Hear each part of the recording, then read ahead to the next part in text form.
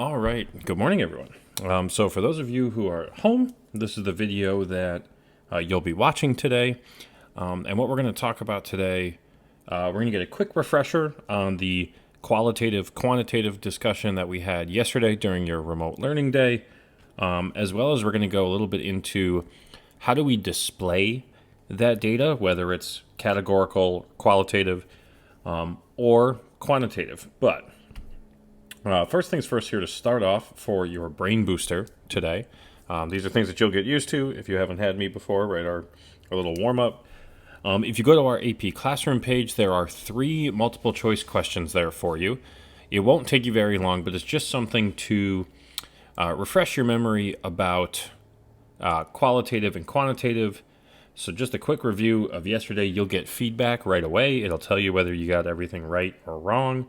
So it should be super helpful. If you have questions about any of it, for instance, let's say you get one wrong and you're not sure why, send me a quick email. We can always jump on a Google Meet after school today and talk about it, or we can talk about it tomorrow. So I would recommend right now, go ahead and pause the video, go answer those questions, and then come back and finish watching the rest of it. All right. So today, first, we're going to take some time just to quickly review the subcategories of quantitative, because I know that we kind of crammed that in right at the very end of class yesterday, right? So a continuous quantitative variable is something that can take on all values within a given range, right? Not 0 to infinity or anything crazy. But for example, something like GPA, right? If you look at on a college scale, you can have any number between a 0 and a 4.0, right? There aren't specific stop points, right? It's not that you have a 3.0 or a 3.5, right? You can have a 3.3, a 3.37, right? I know they do round to 2 decimal places, but still GPAs do go further out than that, right? Or something like your height, your weight, all of these things we can measure very precisely, right? You may be 150 pounds, you may be 150.227 pounds, right? Depending on how precise your scale is. Distance, right? So the distance from where you are to any point anywhere, right, is a continuous variable, right? We don't do it just in miles. And then discrete has a set category of values, so to speak. I shouldn't use the word category, but a set bins almost of values you can take on. So like shoe size, right? You either wear a 9 or a 9.5. There is no 9.25. So there's set jumps that you have to take for those values. You can't necessarily take on every value in between. Right, so that's just a quick review.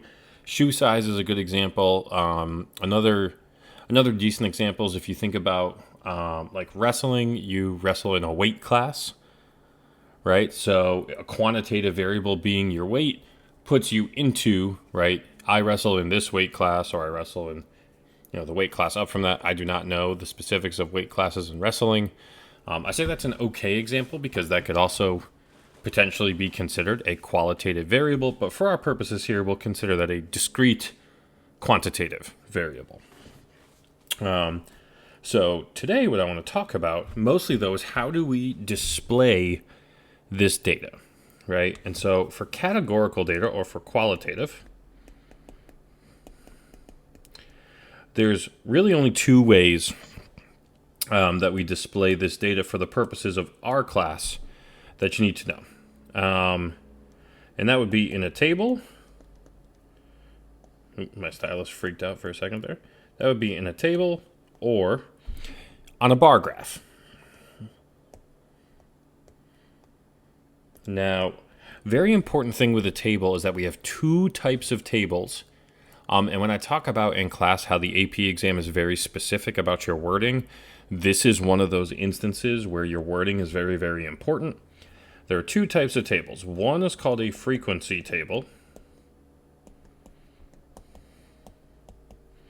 and one is called a relative. Oops, I can't type here. Can't write. A relative frequency table. Now, the difference here is very, very small, but very, very important. A frequency table only will display counts. That's it. All it does is display the count in each category. So if you survey 20 people, 10 people are Celtics fans, 10 people are Lakers fans, it will just show 10 and 10. The difference with a relative frequency table is it displays the proportion. Hello. Again, my stylus doesn't want to write. Sometimes this happens. So it displays the proportion. Come on. Just does not like me. So, once I figure that out, it displays the proportion in each category, as opposed to the count. So, for my example before of 10 Lakers, 10 Celtics, it would be 1/2, 1/2, or 0.5, 0.5. Right, so that's our biggest difference. So, a bar graph, obviously we know what a bar graph is. Not a big deal, we'll go over that in a second, but I do want to show you an example here between these two things. So, for example, let's say I have, right, I'll use the Celtics, there we go, and Lakers as an example here. So this will be my team. This is my number of fans, right? So let's say in our class we had 10 Lakers fans, 10 Celtics fans, right? This, right now, is a frequency table. All it does is display the counts. If I add an extra column here, and I put 0.5, 0.5 for proportion, this is now a relative frequency table because it displays the proportion. And so when I say that the AP readers are very specific in the wording that they want, if you're looking at a frequency table, but you call it a relative frequency table, you're going to end up losing some points, as well as vice versa, right? If you call something a relative frequency table, but it's just a frequency table, they also tend to take off points for things like that. So it's really important to understand the difference. I know it's very subtle. I know it's very small. However, that one word can make a pretty large difference in terms of your overall score on a free response question. So it's really, really important to understand the difference there. So if you have any questions about that, please reach out to me. Let me know. Send me an email. Leave a comment, on this. That's totally fine. And we can work out a time when we can talk about it, whether that's today or it's tomorrow. So that's really it for categorical data. Now, what I do want to talk about a little bit more is a bar graph versus a histogram. I know you had to make both on your summer work, right? So we just talked about here, right, a bar graph, if I could write, would be helpful, is for categorical data or qualitative. A histogram, that is for quantitative. So, making a bar graph I don't think is that hard, right? Your x-axis ends up being your categories, right? And the y-axis is the count in each. Now, for a histogram, right, I know you had to make them on your summer work, but just to quickly go over how to make a histogram, right? First, we need some data. So let's say I got 2, 3, 6, 8, 13, 15, 22, 25, 37, 40, 42, 50, we'll go 57 on this one, right? The first thing when you make a histogram is I need to be able to put things in bins, right? Bins are just a range of values that help me draw the picture. Typically, you want between 5 and 8 bins, depending on your data set, right? So in order to figure out what my bins are, the first thing I need to do is find the total range of my data set. So my range here is 57 minus 2, right? Just largest minus smallest. That gives me 55. Now, usually I'm going to look at my range and say, okay, what number is this divisible, right? By any number between 5 and 8. Luckily, 55 is divisible by 5. So I'm going to pick 5 bins. So to get my bin width, all I do is take the range divided by the number of bins. Well, cool. My bin width is going to be 11 here. Now, the key when you create your bins, you don't want any overlap. The reason for that is, let's say I created, for a different data set, let's say I had one bin that went from 25 to 50, and then the next bin went from 50 to 75. I mean, that's cool and great, but if you have a data point of 50, which bin does it go in? Does it go in the lower one that goes from 25 to 50? Or does it go in the upper one that goes from 50 to 75? Right? We don't know where we would put that data point. So we don't want any overlap at all.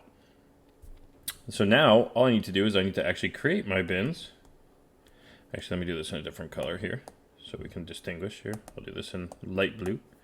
When I create my bins, I'm going to create a frequency table so I can draw my picture. So my first bin, if I have a bin width of 11, will be from 2 to 13. And then because this is discrete, we'll go from 14 to 25. Draw my lines across here. And then 26 to 37. And 38 to 49.